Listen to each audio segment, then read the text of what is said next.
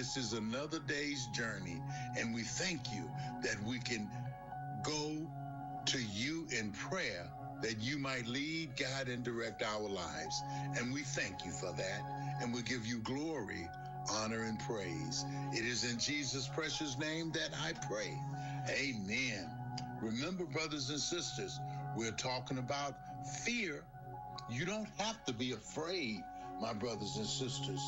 We all are afraid at some times, but you know, God tells us to be fearless. Psalms 3:6 says, I will not be afraid of 10,000 of people that have set themselves against me round about. David said again in chapter 56, verse 3 and 4, whenever I'm afraid, I will trust in you. In God, I will praise his word. In God, I will put my trust. I will not fear. Psalms 91:4 says, under his wings shall you take refuge. Under his wings shall you take refuge. I remember again when I was a kid in Mississippi, and we had chickens, and those little baby chickens, when it started to rain, the mother chicken, which was called a hen, would just kind of make a noise, and those little chickens would come. She'd raise up her wings, and those little chickens would come under her wings, and then she would fold her wings down over those little chickens, and all you could see is little bitty legs on both sides of that mother chicken. They had come to mom because she was their refuge. God is our refuge, and we can hide under his wings. Under his wings we shall take refuge. Again, Proverbs 3, 5, and 6, trust in the Lord with all your heart. Lean not upon your own understanding, but in all your ways acknowledge him, and he shall direct your path. You know, there's an analogy about the elevator. You know, you can be afraid of heights, but you still step into the elevator because you trust the cable. Trusting God is stepping into what you fear, because the cable of his promises holds you, and that is assured. We can be assured of his wonderful assurance. You know, there's another analogy about the surgeon's glove. A surgeon's hands are confident because he trusts his training. A believer's faith is confidence because we trust God's track record. God has never lost a battle. He's won it all. So when you are afraid, my brothers and sisters, look to the hills from which cometh your help. Your help cometh from the Lord who made heaven and earth. Psalms 27:3 says, though a host should camp against me, my heart shall not fear. Though war should rise against me, in this will I be confident. Oh, praise God, my brothers and sisters. Take courage, dear heart. When you are afraid, call Jesus. Don't call the police. Just call Jesus. That's who you need. And remember, there is a way out of your mess, and it's JESUS. Where can you buy a brand new Nissan with a lifetime warranty? Kingston Pike. Hey, folks, Gerald Anderson with Ted Russell Nissan. You heard it right. Every new Ted Russell Nissan comes with a lifetime warranty, and that's a long, long time. Ted Russell Nissan on Kingston Pike. Good morning and welcome to AM 1380 WYSH and Ask Your Neighbor. Ask Your Neighbor can also be heard and seen on our website, WYSHradio.com.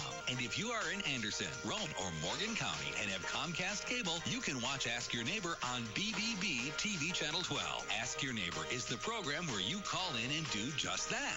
Ask Your Neighbor. Do you have a comment? Do you have a problem? Or do you have a question? Then call in and ask your neighbor. 866 665-457-1380 or toll free at 877-711-4005. And for those of you that might be listening or watching on the internet, you can email from our website, WYSHradio.com. Just click on the Contact Us button and email your questions. Now sit back and listen as listeners throughout East Tennessee and the entire world answer your questions on Ask Your Neighbor on BBB TV 12 and AM 1380 WYSH. Good morning, everybody. Rise and shine. It is Ask Your Neighbor time.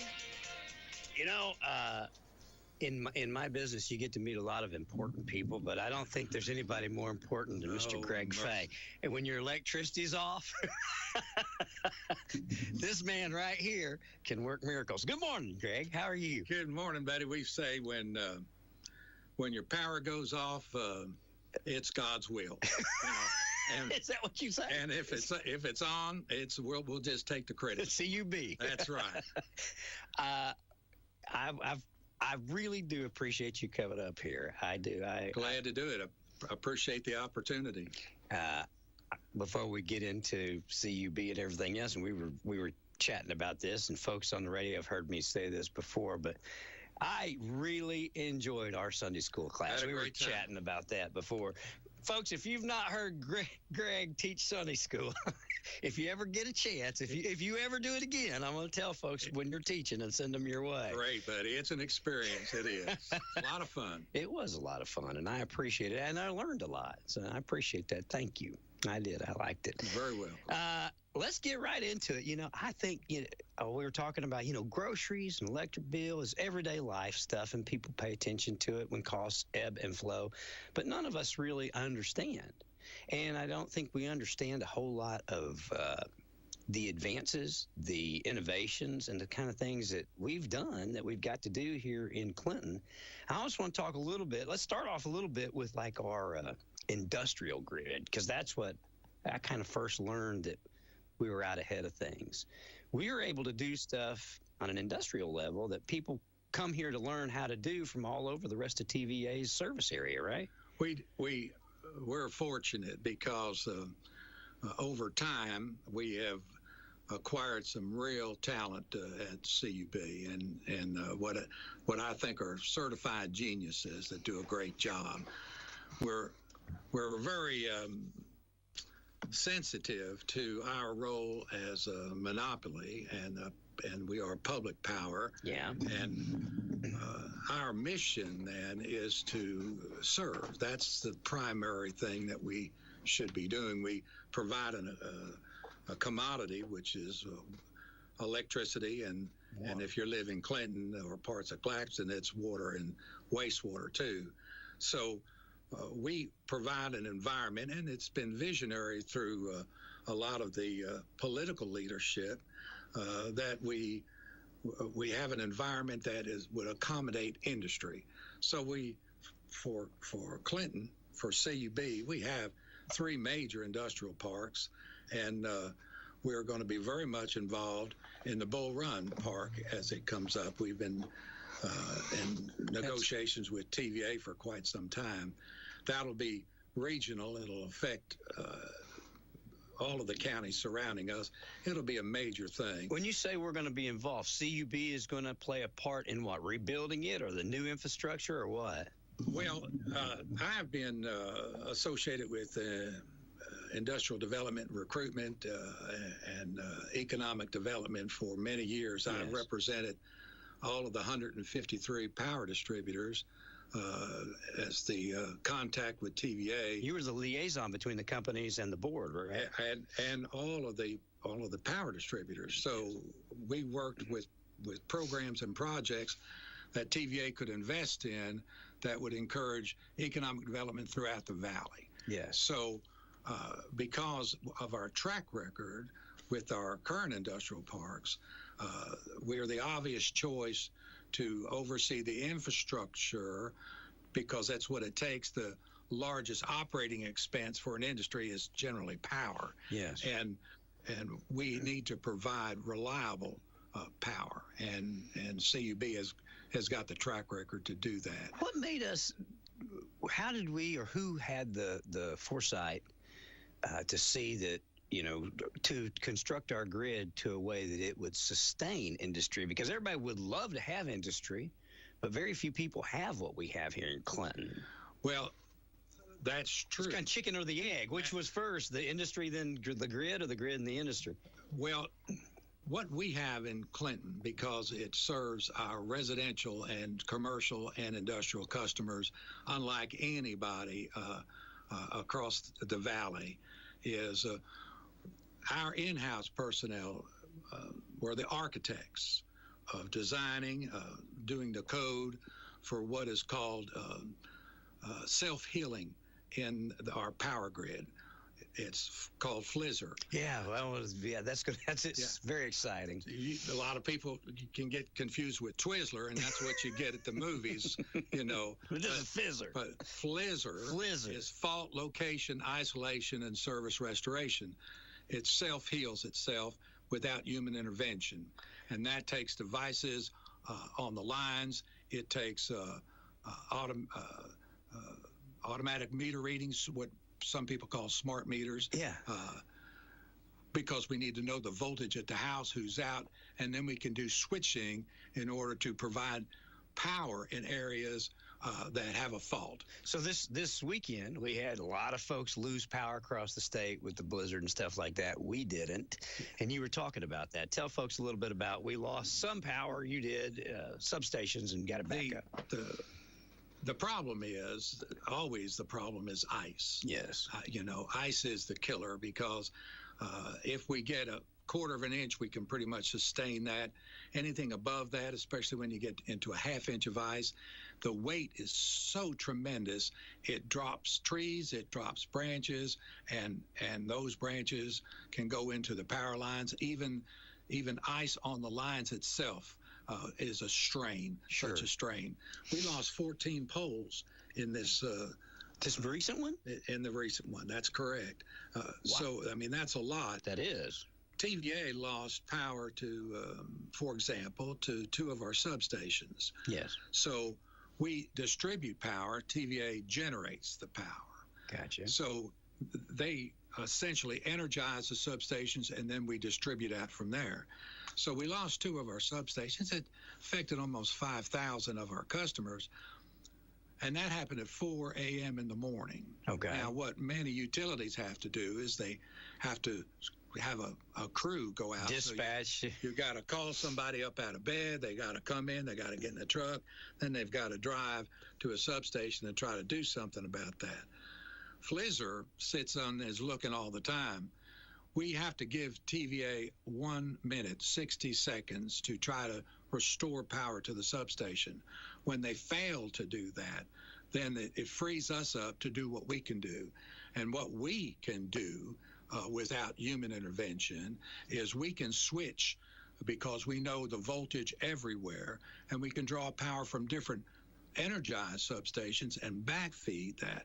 So you're rerouting power is what you're doing to the people that need it. In less than 2 minutes, because the first minute we had to give TVA. Had to wait. So in less than a minute of our time, we restored power to almost 5,000 of those customers. Wow. So they never really, we didn't note it. We were in bed. It was an inconvenience, but it wasn't, had to reset our clocks, but that's about it. That's about it. Your heat was not a problem.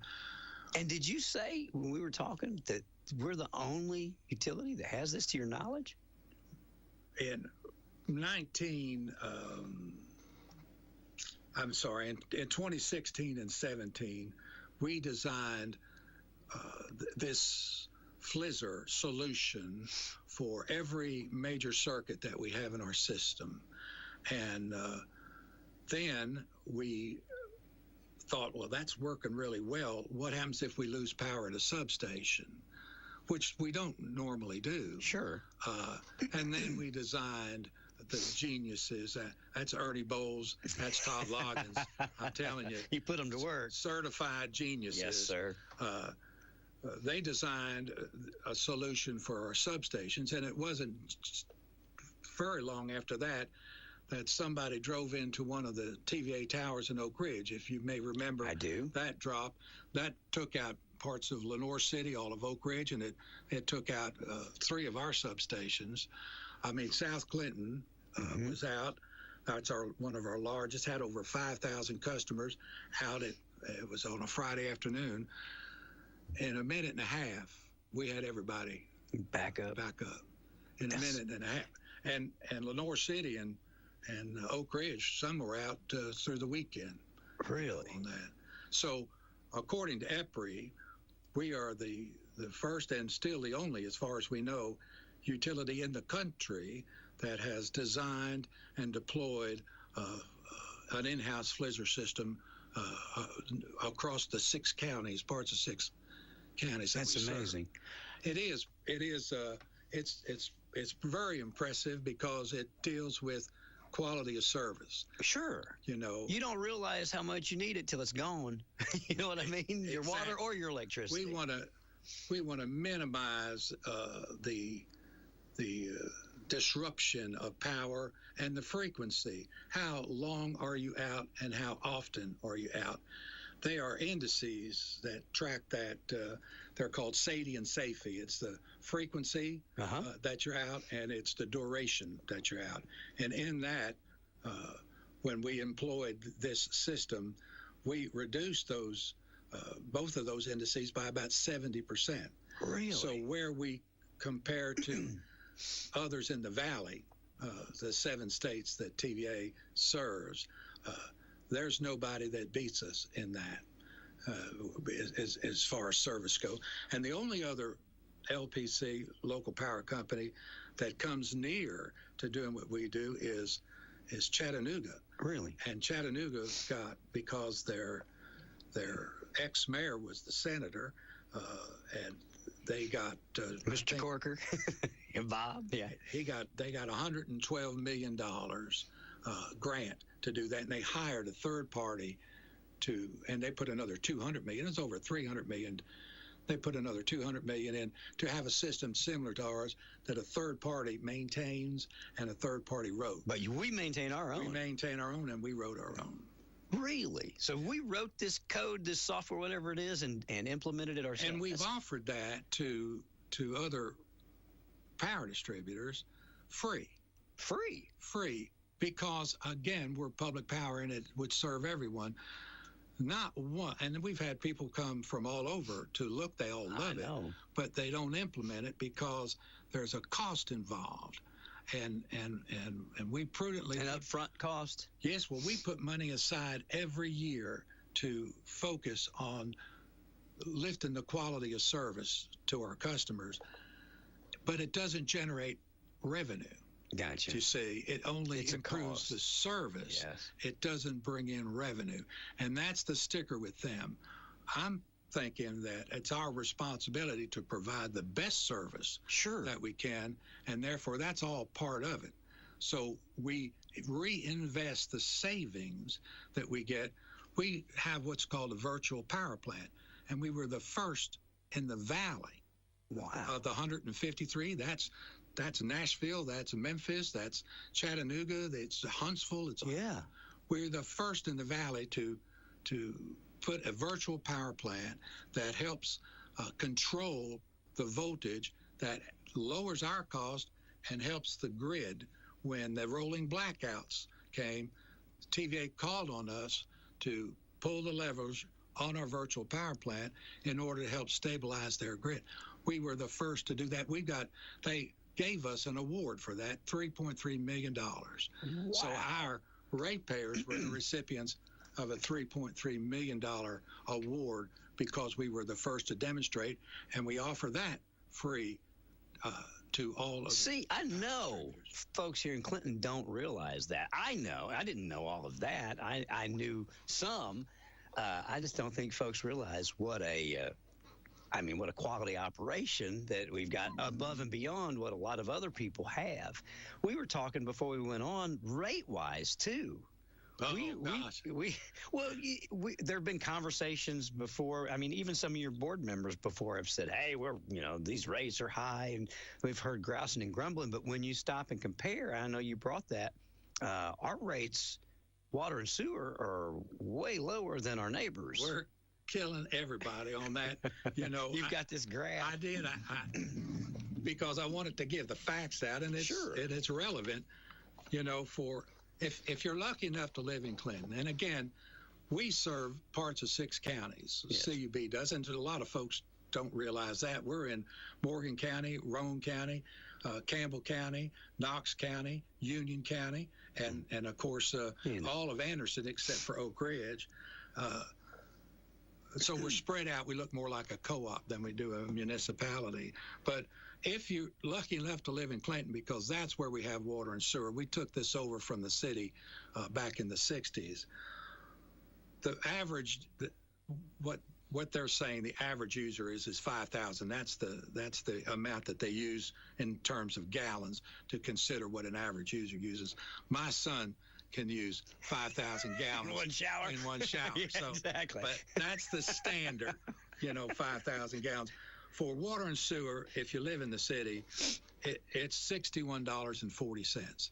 It costs you $61.40 for 5,000 gallons.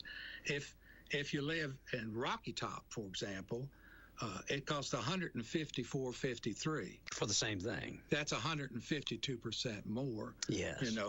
Oliver Springs, $149.77. That's 144% more. If you on ACWA system, it's $148.60. That's 142% more. Hallsdale Powell, $147.16. That's 140% more. Norris, $138.22. That's 125% more. Harriman, $136.45. KUB, $131. Oak Ridge, $117. All of that to say. And we're at 61. We average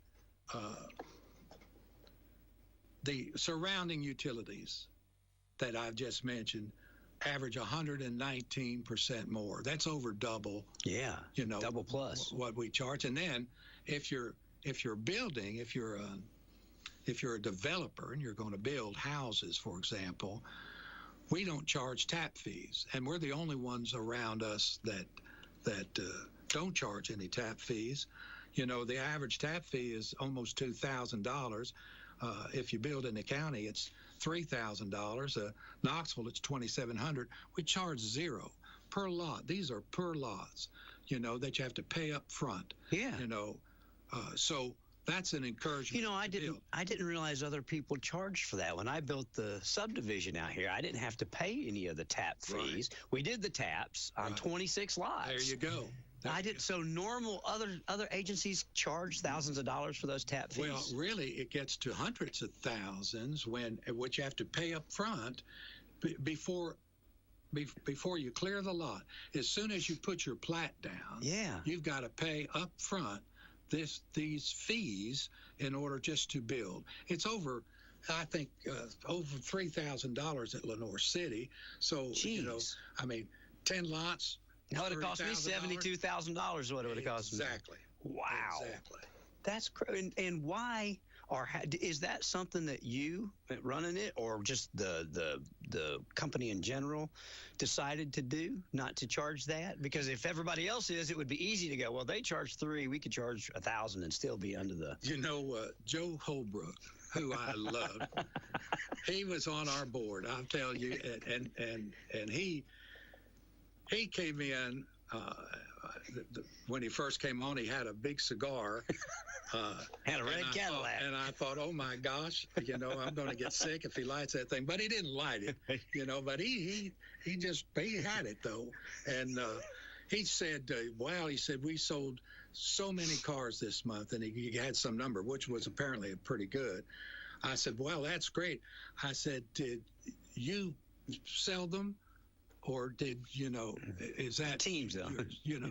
And he said, every car that is sold, I sell. There you go. So I said, okay. So he didn't sell them, but he took the credit for it. So when you say, is it something you did or something your team did, I'm telling you, everything that happens, I'm taking credit for it. Every bad thing, I'll pass point it out. on. That's correct. So That's correct.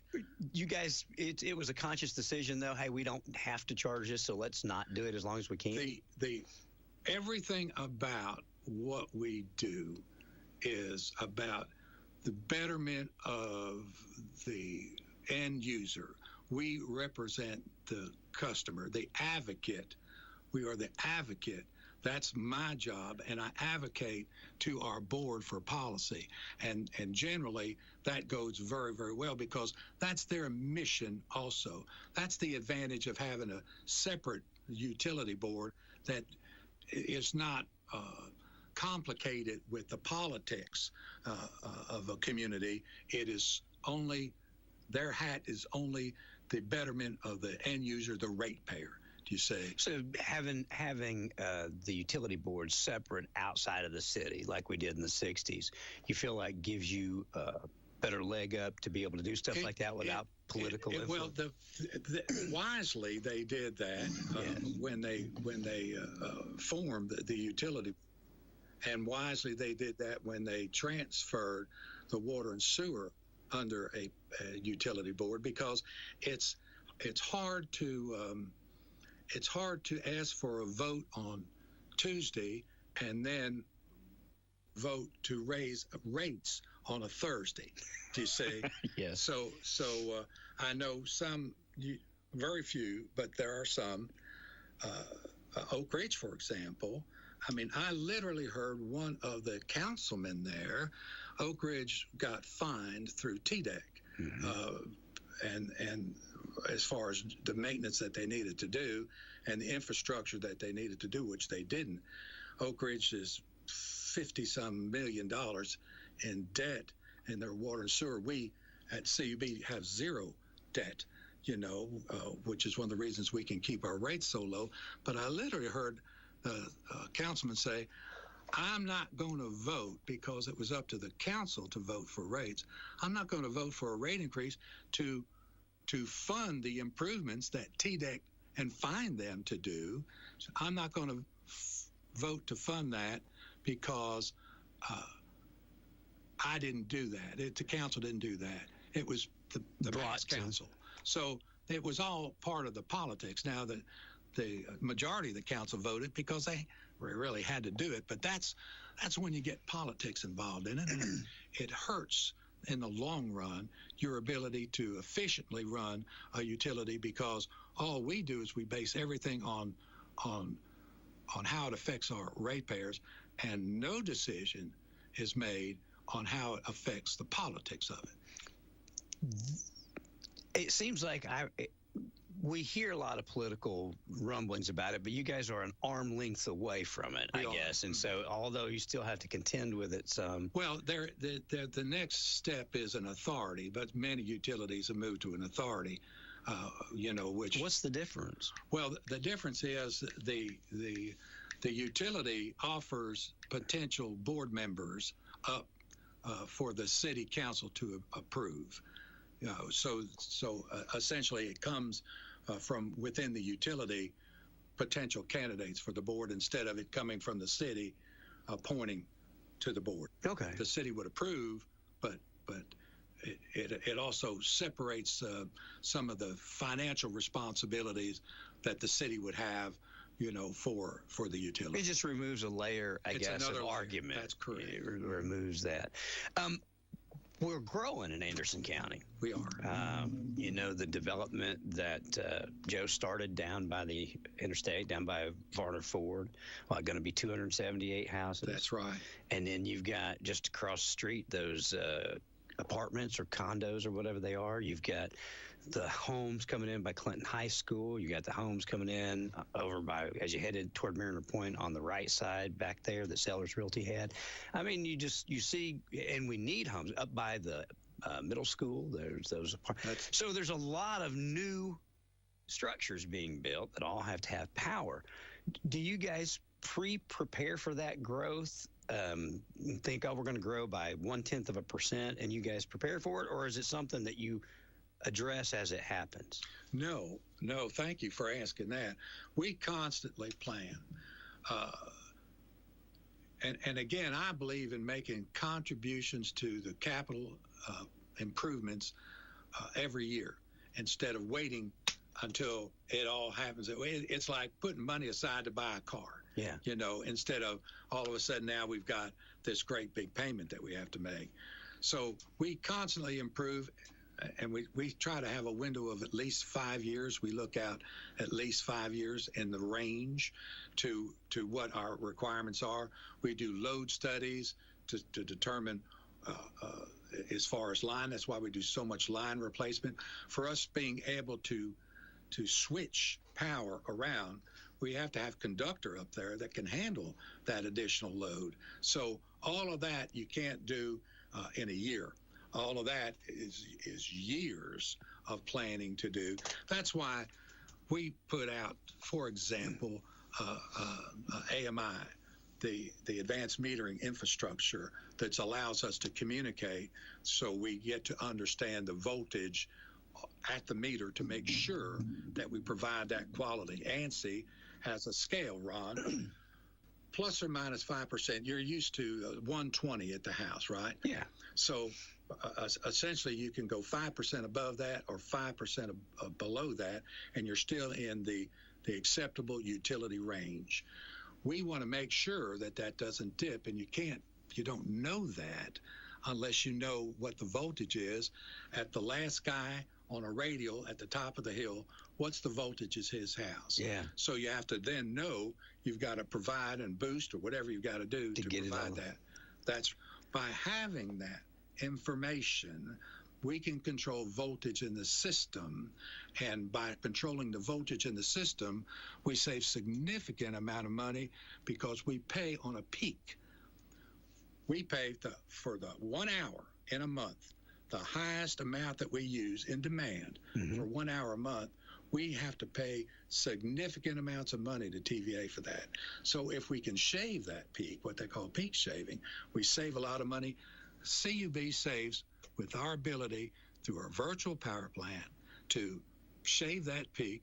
We save about almost $100,000 a month, over $1 million a year in savings. Just by rounding that peak. That's right. And we couldn't do that if we didn't have the system set up to make sure that one person, our customer at the end of the line, had acceptable voltage at his home. So you're constantly then monitoring the needs of the community, and then as it grows, implementing stuff to make sure that we have all of that savings keeps us from raising rates, and we reinvest that into the system in order to provide the quality of service to make sure that your power is on as long as it is, and if it does go off, it minimizes how long. That's where we get the money to upgrade our conductor lines, and that's what other systems, KUB. We've had advanced metering infrastructure since 2005. Yes.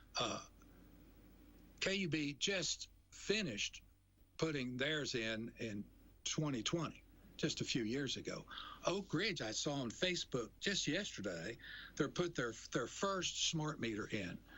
They didn't have. So I mean, we're 20 years ahead of all of that, and that's the first step you need. They can't do this flizzer because the first thing is you have to have this metering. KUB, who we love, and they're really, really good people, visionary in so many ways. KUB hopes to have a flizzer system similar to ours, and they visited us several times. They hope to have a system like ours for about 23 or 24% of their system by 2030. So they hope to have a quarter of their system by done. 2030. Yeah, wow. I know you like toys, technological stuff and things like that. The new stuff. That's right.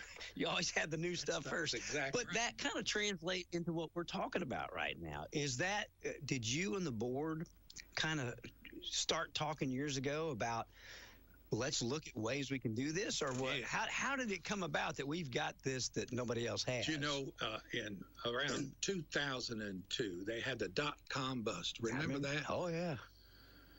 There are fiber that's out there, and that is what you're hearing a lot about now. KUB's putting that out. These fibers are all designed for reliable, lightning-fast communication. So we at Cub, when the .com busted, there was 90% of the fiber in this cable out there that was dark because it wasn't being used. And we approached all of the internet providers that are on our system. There are about 4, and we made a deal with them. We contract with them to give us 8 of those dark fibers. And that's what we use and have been using for the virtual power plant to transmit and for all the Flizzer. You know, those are ours. If the company went bankrupt, we would have their whole system for $1,000. No other utility in the valley has that kind of an agreement with a cable company. No other utility in the valley can get that agreement. The sweet cable companies would like to take that provision back from us. Too late. It's too late. That's right. So when you look at KUB and they're saying fiber and broadband, they are allowing that because they need the fiber for their electric system. Do you see? Not that they're now going to be in the broadband business. They've got to have the fiber to do what Cub is doing, which we've had since about 2005. Any chance I can get you to get into the internet business? And then you say, well, see, because would we do a better job? Yeah. I'm saying we would, but why don't we do that? Yes. Why? Because you hear that. I mean, we watched football and they've got KUB fiber, on their headset. It's really great. They did a business plan. And again, KUB's doing great and I love them there. But I'll use those as an example. They raised their electric rates 3% for about 3 or 4 years in a row to help service the debt that they had to borrow to provide this internet? Only the fiber. Remember, they need the fiber. And in their business plan, they clearly stated that the fiber was needed to advance the technology in their electric system. Gotcha. The broadband is a byproduct of that. Okay. You see. So what we're saying is everyone's electric rates went up because of that, whether they use broadband or not. So for us to put fiber across our system in parts of 6 counties, it would be about $100 million to do that. And what would we get from that? Because we already have the fiber. You've already got the technology that we need to provide the services that no one else is providing. So you've already got what you need to do the job you're hired to do. We did that because of what we did back in 2005 in the .com bust, when we captured the dark fibers because there were so many available. It was whose idea was that? Ernie's? Well, it was between Ernie and I. Okay. Yeah. Seriously, because who would have thought that, just to try and grab these vacant fiber? Over the years, we started putting the infrastructure out on the lines, the communication devices on the lines, so much a year, and that's what I call about contribution. We make a contribution every year for improvement. And all of the money, the savings that the virtual power plant brings in, we put right back into the system. So we have such a healthy system. We cut the trees, we core and sound our poles. We're out there at 2:00 in the afternoon banging on poles to hear if they're hollow. And if they are, we hear something, we'll core them to see if they're if they're rotted inside, and then we replace it. Many utilities think a pole is good until it falls down. Sure. And that's why when you have ice storms, for example, and you don't cut your trees and you don't core and sound your poles, it's a catastrophic. You'd have hundreds of poles down instead of 30, do you see? It's a big difference. Who did you replace? Who was prior to you? Dennis Barb, my absolutely best friend. He died of cancer, and it was back in the late 90s, I just recall when, and you've heard this story before, but in the blizzard of 93, we stayed on. There. We didn't lose it. We didn't even flicker. I went and picked up some of the employees in a four-wheel drive truck, and the snow was up to the bumper. Yeah. I mean, I wasn't sure where the road was. Yeah. I mean, I remember. That was tremendous. Again, we do much better in snow than we would in ice. Absolutely. The thing with snow is if you don't cut your right of way, if you're not out there trimming trees, cutting trees, then on those storms, that's what will drop, and that's what takes the power out.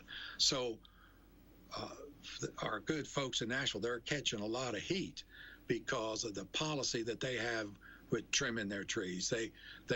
We do lateral cut, so we go from the ground to the sky to make sure that those branches don't reach over. That's right. That's right, because they'll drop, and that's the power out. Yes. I mean, they still have power out from 2 weeks ago. They're really catching a lot of heat. Let me ask you this without pointing fingers. I don't want to point fingers at anybody, but what can agencies like that do to try and prevent the? I mean, they're like you said, still out 2 weeks later.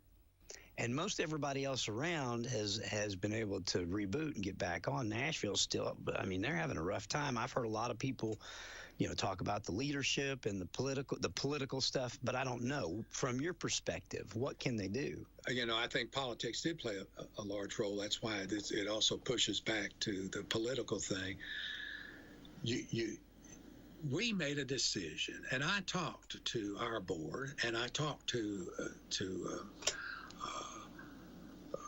also political people, because we made a decision. We used to round trees over, things like that. The arborists say the best way is this lateral cut, where you bring it right back to the trunk, Yeah. Better you take the tree down and plant another one somewhere else if it's right under the power line. I told them that we were going to this lateral trimming, but we wouldn't back up, you see. And there will be some that will be violently against it because they're used to not only getting the tree by the power line. If they have 4 trees in the yard, they want them all rounded over. So we're not doing that. Ratepayers not going to pay for just trim your tree. That's right. So that was a hard decision that everyone stood by. I think Frank Diggs was the mayor at that time, and Frank, a good friend. Visionary in so many ways. He was. He said, let's do it, and we'll support you. And my board supported me, and we did that. And we did get a lot of pushback from power people. And I told them, I'm sorry, this is the way it is. If you want it different, you'll have to do that yourself. Another example of why being an arm's length away from the politics helps you to do what you need to do. It sure does. Because in Nashville, if they had implemented the stuff that you're talking about, they probably would have had to charge the payer to get caught up and created a problem there. We have a war room where if there was a catastrophic event, and half-inch ice or above is a catastrophic event, sure, everyone would suffer with that. We literally have rooms set up with cots for our people to get 2 or 3 hours worth of sleep if they need it. Get them right back out there. We've got kitchens set up in order to feed. We have got literally a checklist of how to handle contract crews that come in to help support us in this major outage. We have to find a place for them to stay. We have to feed them. We have to coordinate them. We've got to dispatch them, familiarize, spread our system. All of that's done free. When a storm comes, this kind of stuff, we've got all of our trucks are fully stocked and loaded. We've got equipment and supplies spread out across our system, tucked away in our substation, so they don't have to drive all the way back to the warehouse to get stuff in order to get that moving. We spent several $100,000 doing an off-site communication. So if we lost something in our building that lost communication, we could re-establish communication. We've got it supposedly. Redundancy. It's supposed to happen within 2 hours. The reality of that, it'll probably be longer than that, but it won't be 8 hours. Yeah. You see, but that's doing nothing but sitting there, ready to move if it's needed. You say. See, people don't. All they know is my electricity went off for 30 minutes. They don't realize that in other situations it could have been like 7 hours. We lost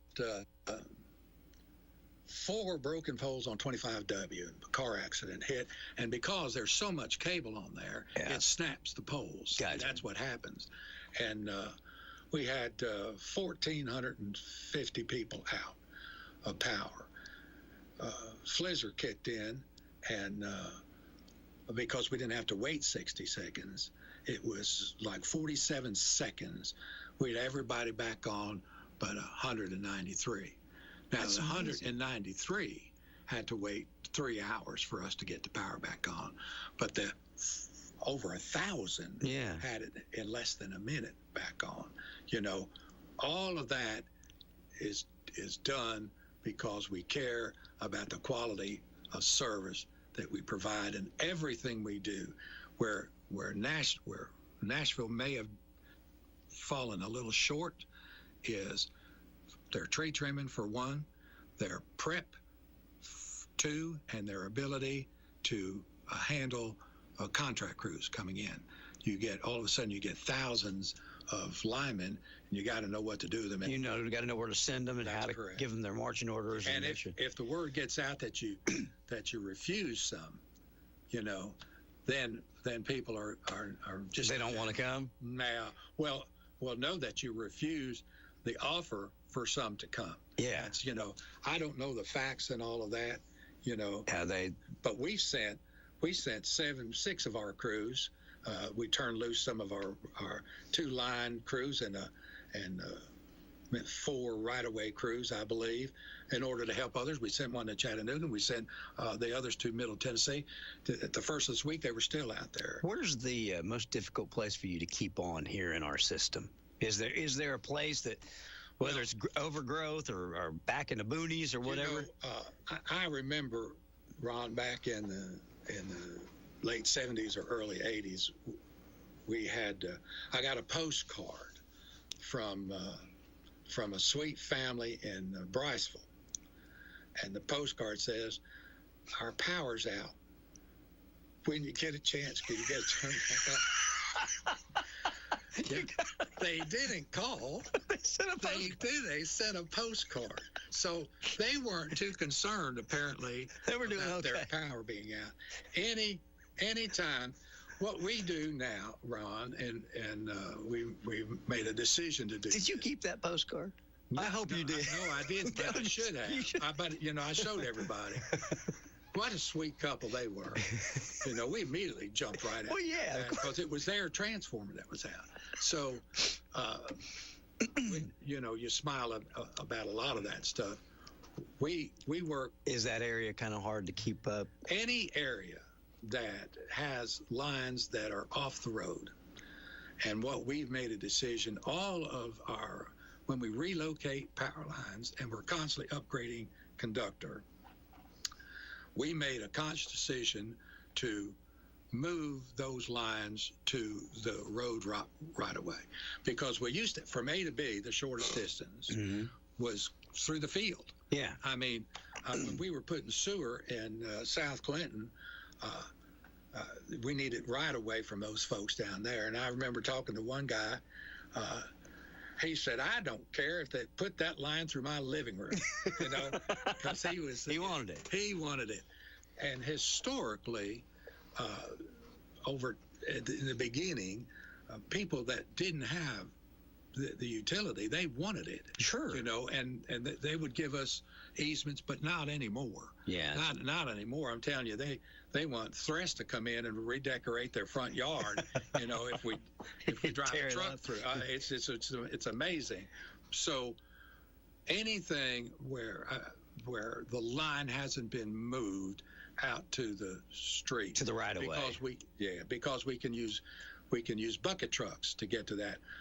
Over the mountain, I mean, we literally have got to carry in a lot of stuff, and that gets linemen in hooks where they're literally up the pole. It's much better to use a bucket. So anywhere where we can't get a line truck to is difficult.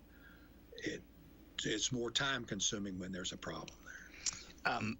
With all the technology you've been telling us about, and it seems like from what you're telling us, we're ahead of the pack. Now, there's no seems like. We are ahead of the pack. Way ahead. How about now nuclear energy? This intrigues me a lot because we've heard about this clean nuclear energy, atomic energy, whatever you want to call it, for a long time. And now we're starting to dabble in it. We're going to have small reactors? SMRs. And now how is that going to work in conjunction with what you're doing now? Will that be part of TVA, part of Clinton Utility Board, or is that something separate? We contract with TVA for 100% of the power that we need. Okay. That's what traditionally has always been that way. Recently, in the last, say, 8 or 9 years, TVA has said, well, look, if you can do something through solar, for example, and do some generation on your own, we'll allow up to 5% of what you use, because that also helps them. Sure. See. But SMRs, small modular reactors, are the thing that's coming. That's coming to Oak Ridge. And yes. That'll be a test. They've done some in Canada. Now, the next exciting thing is this fusion. That is where the power that it takes to generate electricity you get a net gain. Most of the time, when they're working down at the atomic level, what it takes to break that down, you have the difference between fusion and fission. Yeah. You say, if you can bring energy down to an atom to when it explodes, which creates the energy, and it takes less energy to make it explode than it does for the energy you get from the explosion. Then you have a net gain. That's the net gain. Gotcha. That's what they demonstrated December 2 years ago in California. That's what they're talking about doing at Bull Run. So they'll explode the atom, and it takes X amount of energy to explode it, but it makes more. That's exactly right. So then what that essentially you get is you get free energy. Do you say? It is the, if we can harness it's self-generating? This, it does. It self-generates, and if we can harness this, then we're going to be in business like nobody's business. Really? It'll be a great thing. It reminds me of Henry Ford. I made maybe the first car they built, or the first computer. I remember Univac. This room couldn't hold Univac. Yeah. And now my watch has got more than that's got. What they'll need to do, they do the testing, and then they're going to start doing the reduction in what it takes to make all of that. Once they figure out how to do it, commercial. They've got to commercialize it. Wow. You see, because you can't build this infrastructure for one atom. So, but that once they have figured out the technology to do it. Now they've all they have to do is refine that technology to make it a commercial product. And I think that's going to come. So what happens if they start producing free energy? I mean, is all that savings roll to us, or how does that impact? I thought when they were talking about nuclear energy, I just thought it was going to be a supplement, or the SMRs are, but this other is a different. It's a different thing. So the SMRs, the small modular reactor, they're coming. That's nuclear, and it produces so many kilowatts or so many kW that has to replace Bull Run, which was coal-fired, and So we had a bunch of them to replace what it was generating. That's right. And instead of having just one great big nuclear reactor, they're going to have pods. And the beauty of pods is you need less water to work with that. Cool. And you can set them out in different places. People have asked me, are they safe? They hear nuclear, they hear atom, they hear, they think radiation, they worry. Safe is such a great word, because there is nothing that's absolute. True. A pencil can, there is a safety factor, a risk factor in using a pencil. Sure. So you cannot say equivocally that everything is forever safe. Sure. But they're not. Is the risk tolerance worth that? And that's the answer to that is yes, by far. What we have in this country, the controls that we have, it'll be very safe. And Oak Ridge is the flashpoint for all of it, right? For TVA, for what TVA is doing, that's correct. Man, if I understand right, folks from all over the country are kind of watching what we're going to be doing with this nuclear energy, right? Know that we will be replicating what has already been done in Canada. Okay. Canada has an SMR. So the technology and the lessons learned from that will apply to what we're going to do here in Oak Ridge. Is it a means to create more power to meet demand, or a means to create more power to lessen what it costs to make power? Why are we looking at it? Or is it just that we understand that we need new technologies to generate power? Why are we doing it? The problem with living a long time is you don't forget, a lot of stuff. S. David Friedman was chair of the TVA board back in the 70s, and he bought up a lot of land to start building nuclear plants all over. I mean, it was like if it was Joe Hollingsworth, it would be like putting Get-and-Goes. I mean, the man, he was everywhere. And we lost a lot of money. The ratepayers paid a lot of money because the valley couldn't support that investment for the return that he looked. Was that like Waspar nuclear plant? All of that. Oh, it was so many that we decommissioned, that we partially built, that we didn't finish. So that was to build the base up. We have hydro, and we have coal, and we have gas. The solar is not an issue because it's not dispatchable. You can't count on it. Yeah. During the big storms, the sun's not out. Exactly. And you can charge a telephone, your iPhone, off of that, what that produces. Exactly. So we need base load, because especially with the artificial intelligence, the AI, the demands of that, all of that is great demands on the system. And because it's generally new and the demand is great, it's going to take a while for us to build the base system up in order to accommodate that. Nuclear is the cheapest power. Well, hydro is, it's free. The water. It's great. We love all of that. And it makes a great contribution. Nuclear is reliable, it's cheap, and it's the way to go, but the initial investment is tremendously high. I'm anxious to get to that free power thing.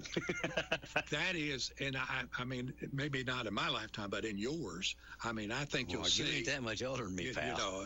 I just look good, that's all. That's good. I'm aging myself. No, you are. All of that to say, that those are designed to replace some of the fossil fuels, and it's also designed to target where power is needed. I like the idea, and I'm a big supporter of these SMRs because we can dot them all over the place, where we can't do Watts Bar. Sure, you can't go build, That's right. So you dot them, and they serve to ensure the base of our. That's right. So therefore, all of us, that base of electricity that you need that is out there being produced for all the residents that have CUB for a long, long time. That's exciting stuff. And we've heard a lot, Congressman Fleischman talking a lot about the nuclear power. We've had a lot of announcements of nuclear companies coming to Oak Ridge, and there seems to be a lot of excitement built around that. Well, the focus has moved from renewables because that was such a popular thing. Let's do windmills and let's do solar. Yeah. I think solar is an emerging technology. And I think that there'll be a place for solar, especially if battery technology improves. Gets better. Then you can store the solar on the sunny days and use it on the cloudy days. Well, see, we've got solar up here, but we don't have a storage system. And that's what's going to make solar a viable option. Yeah. The windmills, in my opinion, never been a viable option. They've not been able. But it tickled the fancy of some folks thinking, this is free, it's wind, surely you can use it. I don't think that the windmills that they put on Buffalo Mountain, in August. They're taking them down, some of them are. They already took them down. Yeah. In August, I don't think that made one full revolution because there is no wind up there. I saw an episode of Landman. Did you see where he described the wind? I'll find that cut and send it to you. But an environmentalist was talking about the free electricity that this huge windmill turbine was, and they had to scoop the birds up. He said it could operate at full capacity for 35 years, and it won't pay for the footprint that it took to put it up. Yeah, that's correct. That was interesting. But it is a new focus because anything that had the word coal in it was bad. Yeah. And anything that had the word solar in it was good. But that's changed. That focus is now changed for that. We can burn coal clean now. Oh, absolutely. Well, they had, I think it was $800 million they spent on the scrubber at Bull Run. And of course, now all that's down, Gone. It's yes, there was a pathway for clean burning coal. Now, when it first went up in the 60s, TVA eventually put a car wash out there because of the coal dust. Yes.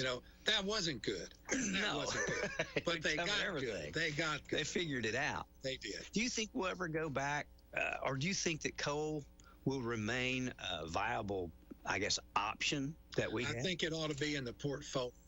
Okay. I think it ought to be in the portfolio, especially as a transition. I don't think you ought to decommission something that's still operational, provides a benefit, unless the deterrent is so negatively impacting the environment.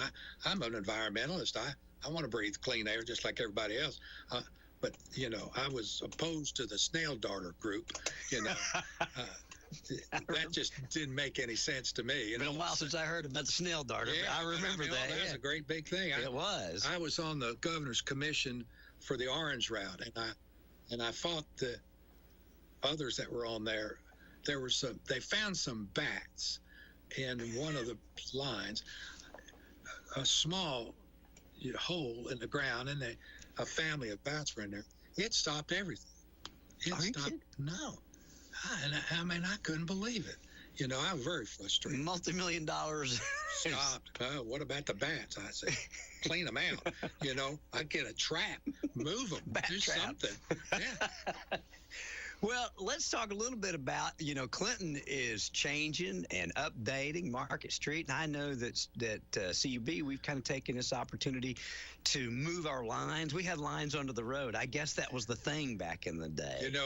We still do have lines under the road, but Yes. we are moving them to under the sidewalk because we have an opportunity. CUB got acquired in the 60s the infrastructure, especially for downtown, that dates back, 150 years, 130 years? a long time. Yeah. Now, when the decision was made to take advantage of the grants to improve Market Street, that meant they were going to tear up the roads and everything. I thought this is an opportunity for Cub to get in there and replace all that new with new. And it cost a lot of money. It's over a $3 million project to Cub. Sure. We got almost half of that back in a grant, but still, Still $1.5 million you got to spend. Exactly, of ratepayers' money. Yes. So, which we're able to do, and still without borrowing money.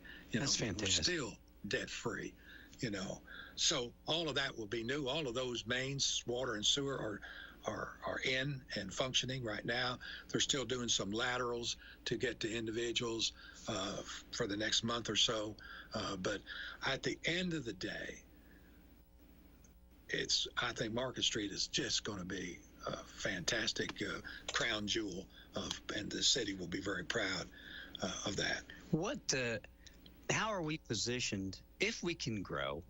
I know we in this area, we want to bring more industry, and industry requires a lot of electricity.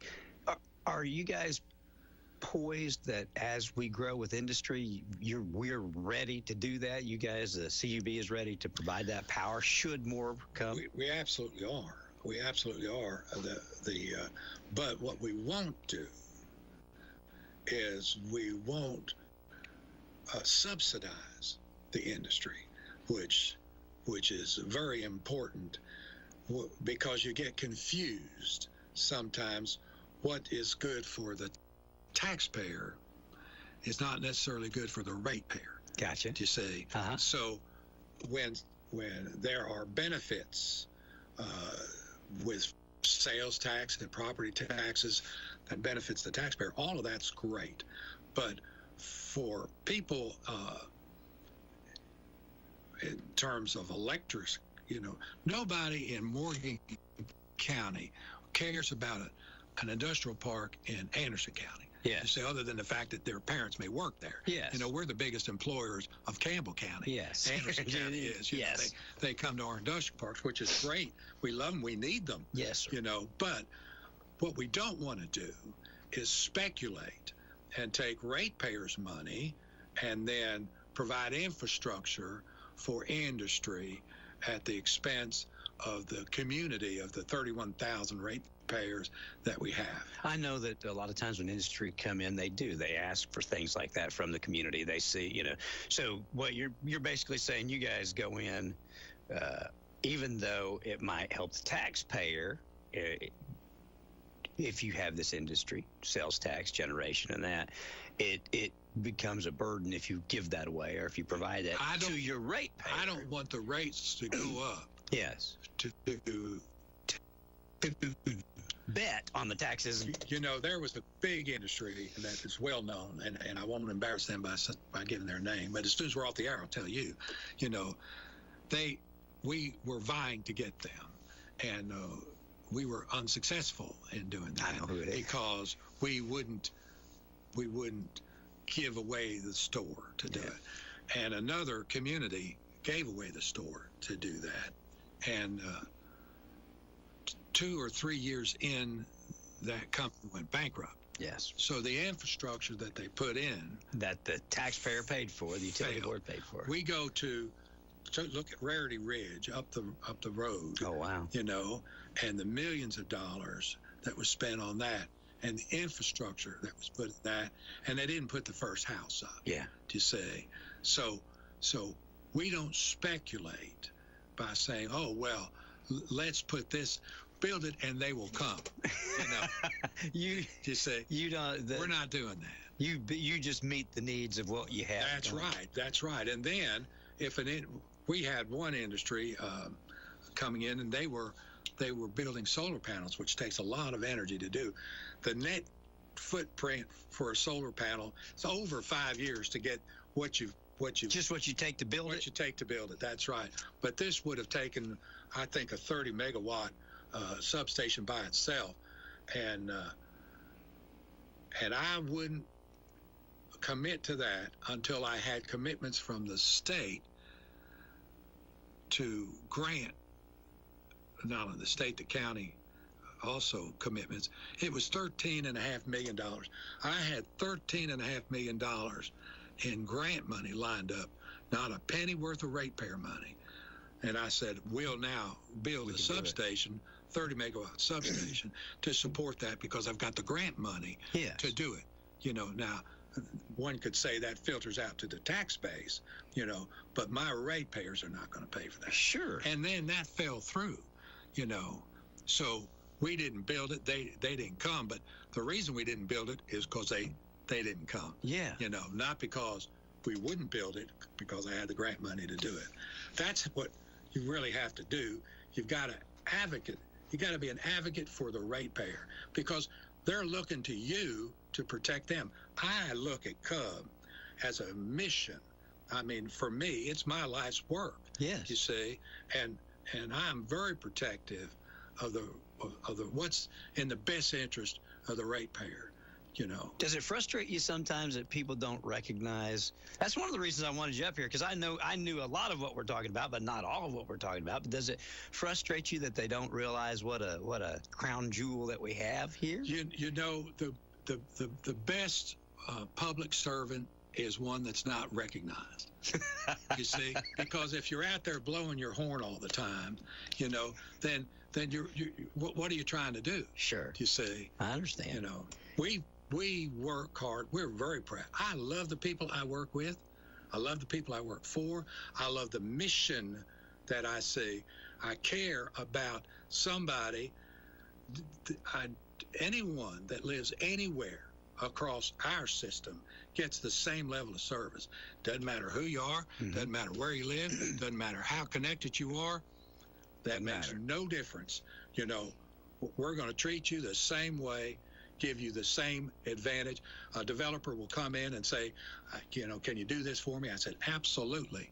Oh, thanks. I won't tell anybody. I said, no. Tell everybody. Because what we do, we'll do for anybody. Sure. We don't make special breaks. I remember it's been years ago, but you and I were having a conversation, and I came to you and I said, when I was building a subdivision, I said, there's a stigma out there that CUB is hard to work with. You might even remember this conversation. And I remember you said to me, this is where I want to get to. I want to get to where we're not saying no right off the bat, we say yes until we have to say no. That's correct. And then give a reason why you say no. And it felt like at that point that you guys kind of turned a corner, because whether it was true or not, the perception was that it was, especially on the water side at that time, was hard to work with. And how have you worked through that? Is it still out there? I mean, there's always going to be people complain, but how'd that work out saying yes? I think it worked out great, because I think that's the way a public power ought to be, or public utility ought to be. Our mission is to serve, and part of that service is not to advantage one over the other. Sure. So that takes a no. You say, yeah. So in the best interest of saying yes is to be able to say no when they're trying to be subsidized. I understand they want the very best. I've loved you ever since I've known you, and certainly anybody that could get any kind of a break would get from somebody that they love.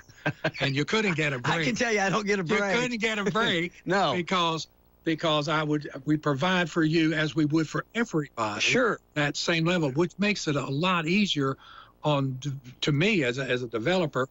I don't have to go in there and fight, for something, because we give it to you. Sure. Up front, whether you ask for it or not, we give you we give you the best deal. We give you the best deal. And we could talk about if you want to change it. What about this? What about that? We're all over that. Whatever is the best deal, we'll try to help you make a good decision so you'll be profitable. Sure. And we'll suggest, if you did this, if you did this, it would be less, Yeah. We're not about making money. We're about providing service. That's why we provide such good service, and service is more important than profit. Do you say? Is the utility board are you guys allowed to make profit, or is it a nonprofit? It's nonprofit. Everything is nonprofit. Invested back? Yeah. Well, what some utilities do is they have reserves of millions and millions and millions of dollars. Reminds me of some of these universities. They're getting $500 billion. Yeah, they're getting federal money, our taxpayer money, and they've got more money than some countries. Yes, Harvard does. So some utilities where it's they stockpile it. They stockpile it. Yeah, I don't think you should do that. And why some debt is good debt, because the recipients of the investments that you make ought to help pay for that investment. Yes. You say over time, we have to upgrade the wastewater treatment plant. I don't want the people that's already paid for the wastewater treatment plant to have to pay for our future plant. I want to spread that over the beneficiaries of that new expansion. Plant. Exactly. So you can use the money that you've saved to build the investment, and then it generates the money to pay back that saved money, so you can replace your rainy day fund. We want to keep. We've never had a TDEC court. We've never been fined. See, and that's something I didn't realize a lot. I don't know of anyone around us that can say that. That's right. We use all of our revenue to maintain and support the system that we have, in order to have a quality system in everything. That's why we took the opportunity in downtown for water and sewer replacement. It was a great opportunity. It cost us a lot of money. We saved money because we didn't have to repave the road. That's part of the. That's part of the. Yeah. That's right. Which you would have had to do that if you would have instigated right. And that system was failing. Yeah. So I'd hate for a new Market Street and new sidewalks, and 3 months later we're out there with a backhoe digging it up. I hope we don't have to do that. No, with this new infrastructure, we positioned ourselves, the best I know, not to do that. Years and years and years ago, I don't know how long it's been. Maybe 10 years ago, 8 years ago, and folks you were talking about retiring. I don't know if I reached out or not. I think I did, because I did not want to see you retire. Do not want to see you retire. I think you do a fantastic job, and you still. No, I mean, it's just fact. I could name personal instances where I built the subdivision, and you guys worked with me hand in hand, lockstep. I had arguments with some of the folks, and hugged on a lot of the folks. But at the end of the day, we all got it done. I remember I had a thing at my house when they were working on some of the lines. I needed help, and you guys have always. Let's be clear. You helped us. I mean, you helped us because you allowed us. Well, but still, I'm just saying, I know for a fact that, so I don't want you to leave. I don't want you to ever retire. And you seem to still really enjoy what you do. You always have a passion about you. And I have you thought about what's next, or are you just sticking to what you're doing right now? I told one person who I didn't like, by the way, said something about that. And I said, I'm going to retire right after Trump's third term. And they did it. They hated Trump. Like that. They hated Trump, So that really stuck in their craw. But seriously, I go. My philosophy is push. Something has to push me out. Something has to, Yeah. I mean, my health will go down like anybody's this afternoon. You never know. But I promise this afternoon. But I need to feel that my contribution exceeds what I take out. It's a gain for CB and for payers. I've got to make a contribution greater than what CUB has to pay me to make that contribution. it's been a while back, but Congressman Flashman at one time asked me to consider if he could put my name in for the TVA board, and kind of chided Congressman. There was a time and place, and Chuck and I didn't get along, and we do now, and that's a testament to his effort and my effort, I think, but we get along well. And I kind of chided him. I said, Congressman Flashman, that's the problem. I said, I know about radio. I don't know about environmental. I don't know about watershed. I don't know about electricity. And the congressman said to me, well, I'll just say it's kind of a political plum, and it's going to come down to the senators anyway. And I said, well, I'm flattered and I'm grateful. And, if I thought I could be of help, I would do it. And I said, could I give you a name? And I gave him your name, and you went through that process. And it came up here a while back, and nobody asked you this time. They asked Jeff. Hey, good. But and he was confirmed to go on it. But you went through that process, and you already have that. You were the liaison between the board and them. If you did something like that, would you have to leave us? No. Okay. Because I thought about it afterwards. I thought, I hope I didn't talk him out of a job. No, that obviously would be a great honor, but it is very political. Boy, I found that out. And that's unfortunate. It is unfortunate. I said before, I mean, I don't want to throw off on car dealers, but we had somebody that was serving on the board that was a car salesman. And I just think that sometimes that's where we get into trouble. If we have people that are politically aligned with, that maybe put positions that they aren't necessarily ready for. Correct. I always put car dealers in a certain column until I met Ronnie Fox. There you go. I'm telling you, what a fact. You don't get any better than you just don't get any better than that. That's correct. And I only said that because the difference between automobiles and generating electricity or erosion on the bank, this is a world apart. It's you need to protect board members, managers. They need to protect who they represent, you see, especially public, public. We need to up the stand of trust because they are entrusted. They are there to gather information and help guide the ship, out of troubled waters.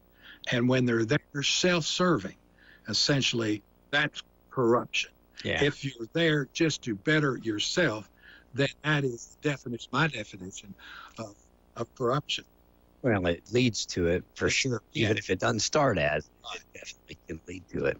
What is there about CB that I haven't asked you? I mean, we've told them, everybody around us pays them. I mean, that alone ought to give a sense of relief. But is there anything you want them to know we haven't talked about? The three things the pillars, what I call pillars that we stand on, are rates, service, reliability. Those three things that I think my customers want and expect. So then we value and evaluate, how do we meet those three things? Now, if you say the base cost, the wholesale cost for power is the same across the 7 states of TVA. Yes. What they charge us, base power, is the same thing they charge people in Mississippi. Gotcha. So the difference then between what the retail for that is a margin that you have to work within, and that's where we can make a difference. Yes. You see, that's why we make a difference in that area where we have the average line loss, which it's part of the fact that you have to deal with distribution of electricity, is how much do you lose in line loss. That can be controlled. The average is 5%. Ours is 3%. And every percent equates to $600,000 savings a year. That's $1.2 million. $1.2 million. If we had the same line loss as some friends that surround us, you know, it's almost $2 million. How do you prevent line loss? Is it just? I thought it was just mileage. It goes to the brilliance of people that we attract, and we pay well. Yeah. So we can attract some real talent, which we have. They do, and they do calculations even on the transformers. The losses that transformers produce, because there's a loss in that, they calculate that over the life of the transformer, which then determines what transformer to buy. So we go through calculations in order to buy the conductor that you oversize or undersize makes a difference in the loss of what happened during that line. Even so, just from shaving the peaks, that was 1.2 million. And now line loss, well, you're saving ratepayers $2.4 million in those two things. $2,400,000. It's 2011. We tracked over $30 million. We've been able to save over $30 million. Is that the difference in us and these other guys that are 119% higher? No question about it. Because they're not shaving peak. Yeah. Because they can't. When the rolling blackouts, which we were not happy with at all, by the way. I mean, Todd and I were on Loggins. It's Christmas Eve when we're up there at Cub at night. We're on the phone with TVA and every other power distributor in the valley. And we are giving them hell, buddy. I got to tell you. Not happy with any of that because, you know, I think if they had to do it all over, they would. But because they did, they go to emergency local controlment. Is what we're doing. And they're different steps. They went into the blackout, which required us to cut out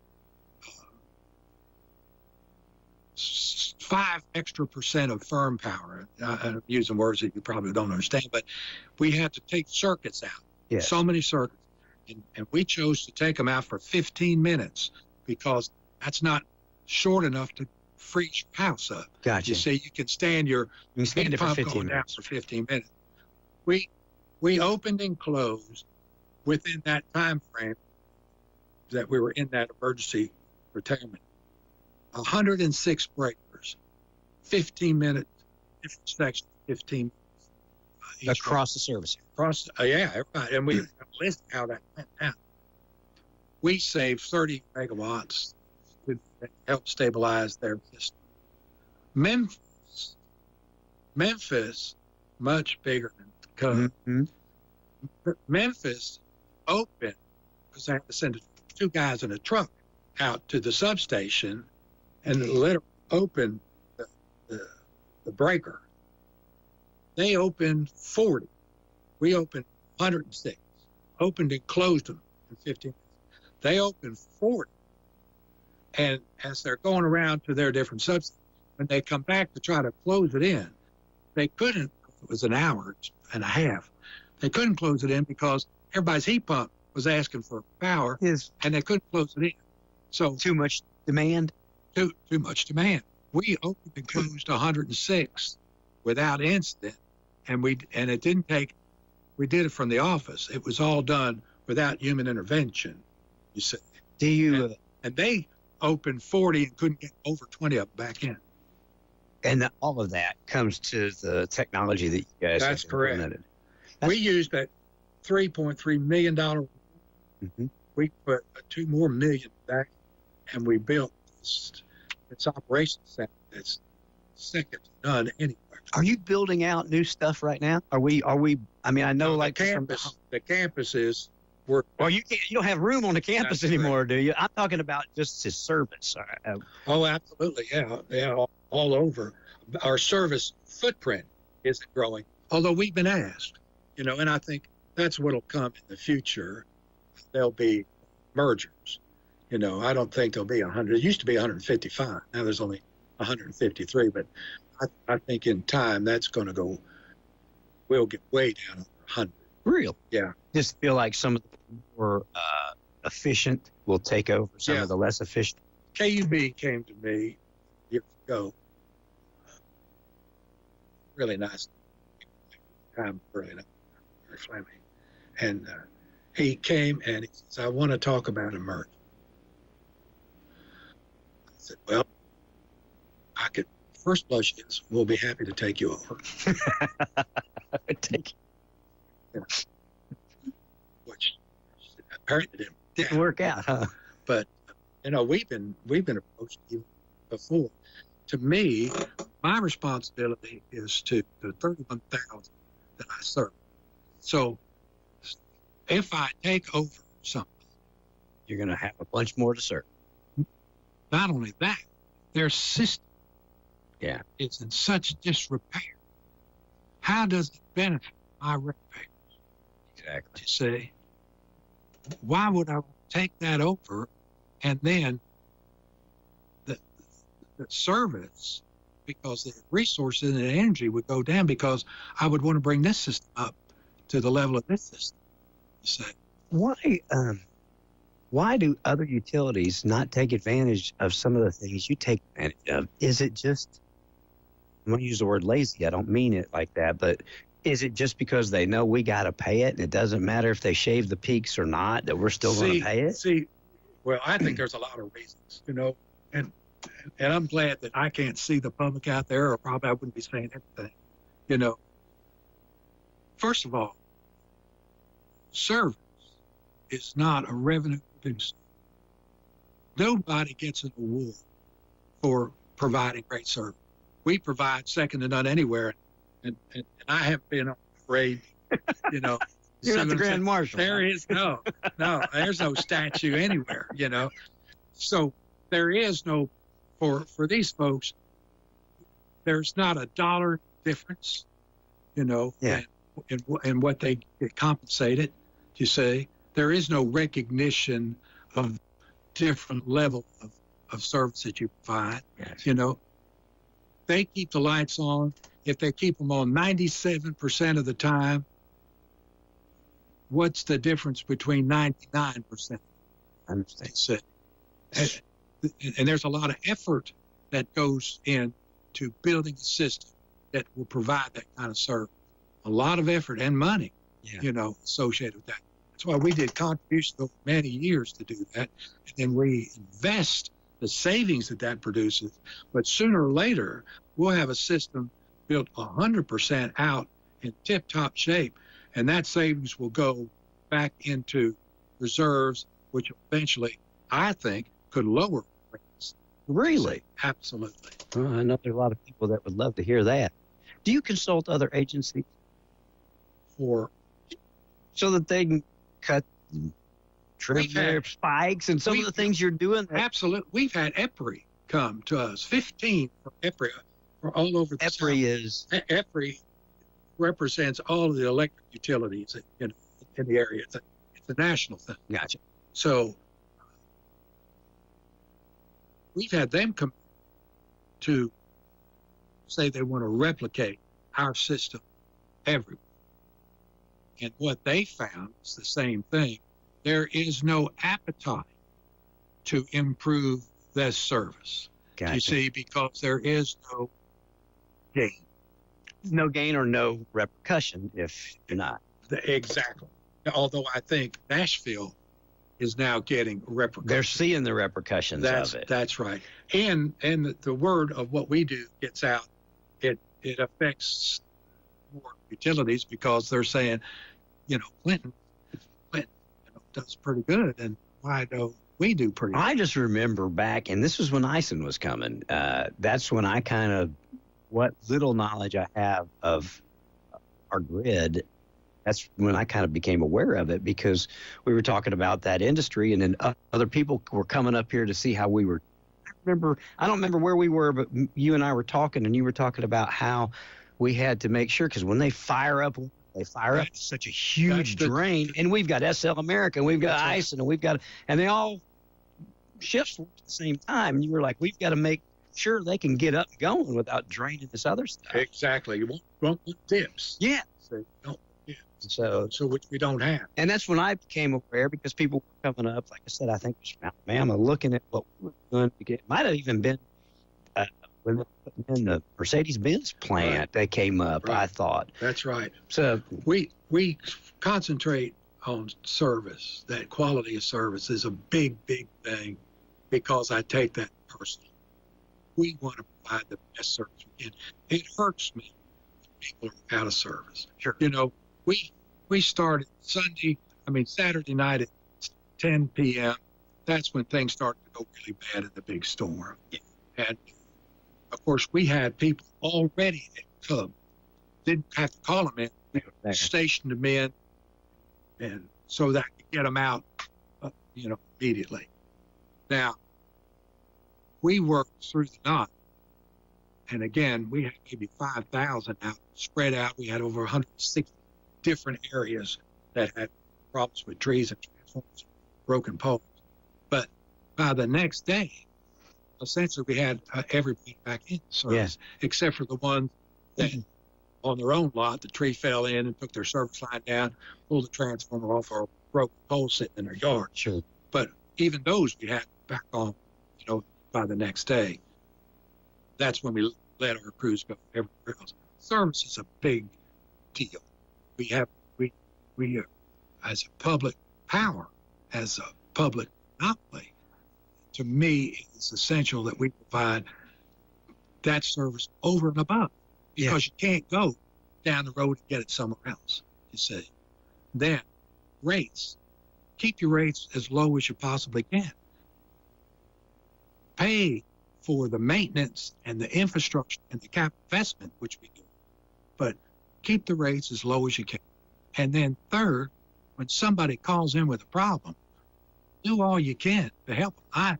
I don't know if you're going into some of these other places where you walk in there and people won't even look at you. You feel like you're a nuisance. When you come into Gov,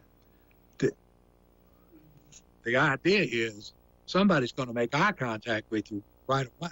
Yeah. And can I help you here? Even if they're on the phone, sure, they're going to say, I'll be with you in a second. Whatever it is, I want to address that. I want you to feel like you're respected. If you can't pay your bill, we're going to try to work with you. That's the whole thing. But we're not going to give you free electricity. Sure. Our employees, many, pay into AFAC to help with these utilities. They work with lowering the cost, but I don't care if it's gas or wood or whatever you need. We'll let the agency work with that. When you come to Cub, I'm not going to give you free electricity. I understand, So, but you'll do everything you can. I will to help. absolutely do everything we can to keep your power on or restore your power.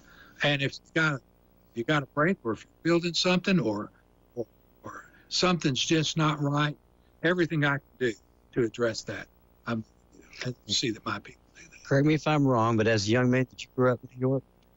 Well, I was born in New Jersey. New Jersey. And went to service. I was drafted. Yeah. I went overseas. I Soldier of the Year while I was over there. What? Yeah. Now, how did I not know that after I've listened to you for so long? I didn't know you were Soldier of the Year. Yeah, and that was a funny story, buddy. They have Soldier of the Month, Soldier of the Quarter, Soldier of the Half Year, and then Soldier of the Year. Yeah. So I was Soldier of the Month, Soldier of the Quarter, Soldier of the Half Year, and the CO didn't like anybody in the second half of the year, so there was no competition, So you're Soldier of the Year. I'm a Soldier of the Year. That way, you're Soldier of the Half Year, and there's no other half year. You're a Soldier of the Year. I got a strike for that. Really? Yeah. That's pretty cool. Yeah, that was cool. What brought you to Clinton? Steve, I got out of school, out of college, as an accountant, and I was working as an accountant at Appalachian Electric in Jefferson City. Mm-hmm. And a recruiter called because Clinton CB was looking for an accountant. Okay. Miss Johnson was ready to retire, and I'm the only employee that CB has ever paid a recruiter for. Oh wow. And I came here in the late 70s. Nancy was pregnant with Ian, and I rented a house from Jack Raines on Fowler Street, $145 a month. And to heat it, you had one big grate in the living room, and that heated the whole house. That was amazing. I got to know Jack, what a nice person he was. Yeah. And Nancy was Minister of Music in Newmont. We had stayed in the parsonage there, so $145 a month was a lot for us. And then she became Minister of Music at Southwind, and then eventually Minister of Music at First Baptist, and she also taught school. Yeah. So that's what got you to Lenore City from New Jersey, the service, and then it was Carson Newman. Okay. When I got out of the service, Nancy had already gone one year to Carson Newman, and Dad was ill, and he said, and brought her back to Old Dominion in Virginia. That's where we were. I told her if she'd marry me, I'd take her back to Carson Newman. and she said, okay, and I did. Yeah. That's fantastic. We didn't plan on staying here, but once you're in East Tennessee, you really don't want to go. Once you get here and see what it is, you don't want to venture too far away. I love my community. I love the people in this community. We are unique in the country, in my opinion. I've got my son's buried there at Grandview, and we've got lots. Yes, sir. I'm staying right here. Well, I'm glad. You're an unsung hero. You really are.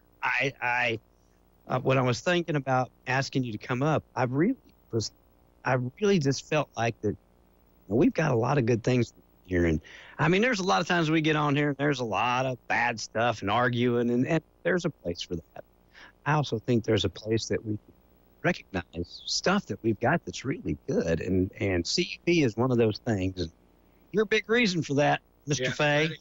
I'm telling you, the people, we have accumulated stars, 5-star recruits from whatever position you're in. They're 5-star recruits because we wouldn't keep them there if they weren't. Who replaced Ernie and Dan? Greg Jones is the director of Water and Sewer, and I'm telling you, he is. Any dealings with him, if you don't like Greg Jones, I don't like you. That's the bottom line. That's it, huh? He is just as fine a person. I couldn't speak more highly of him. He's very competent and capable, professional, caring, funny, and a good hire then. The best. Todd Watkins, we got Houston over 30 years ago. He is the assistant general manager now. And he moved up his position himself as the leader he is. And he has hired geniuses behind him. Succession planning is very. Todd is the key to the future of CUB. No question about it. And he's positioned for that. Good. But between him and Ernie, who I love to this day, still makes a contribution to his community. Sure. Ernie was the one that hired Todd. Got the foresight to see that. And my gosh, what a great hire! I've always said if you can hire people smarter than you know what I mean. Right. It elevates everybody. Yeah. Well, there's a lot there than that, but nobody can teach Sunday school. No, they can't. I'll put you up against any of them any day. I just enjoy talking to you. I tell you that every time I talk to you. I miss talking to you. You're a good man, friend. You've been a good friend for a long time. Likewise here. I appreciate you greatly, and tell Nancy we said hey. And good. Is Ian still up? He is the bum, but at least we get to see him. He comes down. He was here for Christmas. He was here for Thanksgiving, and we had a family reunion at 80s here up at the house in September, and we used some of Derek's. What a nice facility. What has he is really Derek did this. He's a great guy. He's a great guy. I told him he's crazy. I mean, he's so generous. He is generous. He's just a great person. He developed this. If you guys have been to the station lately, what used to be just a field that Betty had is now park-esque. Exactly right. And it's he's got a barn. It's really, I think really the world nice. I feel there's be a special crown, jewel in his crown. I appreciate you coming up. Thank you, friend. Like you said, you let me know next time we teach Sunday school there. I'll do it. And you're doing a good job. Somebody ought to tell you every now and again. Thank you. So you might not get an award, but we'll tell you that on the radio. Greg Fay, I appreciate you coming up, and we'll have you back sometime. I mean, I think that we're I think we're going into, again, with this nuclear and some of the stuff, I think we're going into almost like a restart, but certainly it is a new page. Yeah, it is. And it's exciting. You know, I think back of being a kid, you can too. You know, Dick Tracy had the TV wide, you know, and here we are, flying cars. I mean, we ain't far, you know. Yeah, drones. We're getting really close, and I feel like this nuclear stuff will be that next page in energy. So, yeah. Greg, thank you for coming. I certainly do appreciate it. Folks, we're going to wrap up Ask Your Neighbor here, and if there's anything we can do for you, let us know. Good morning, everybody. Linda, why do you look so sad? Oh, Leslie, one of my friends has been diagnosed with cancer. I'm so worried about her, but not only does she have to deal with treatment, she may have to stop working. That's terrible. It seems like every day I know of more and more people diagnosed with cancer. The American Cancer Society in 2023 states that 1 of 2 men and 1 of 3 women will be diagnosed with cancer this year. Wow, Allison, due to my family history, that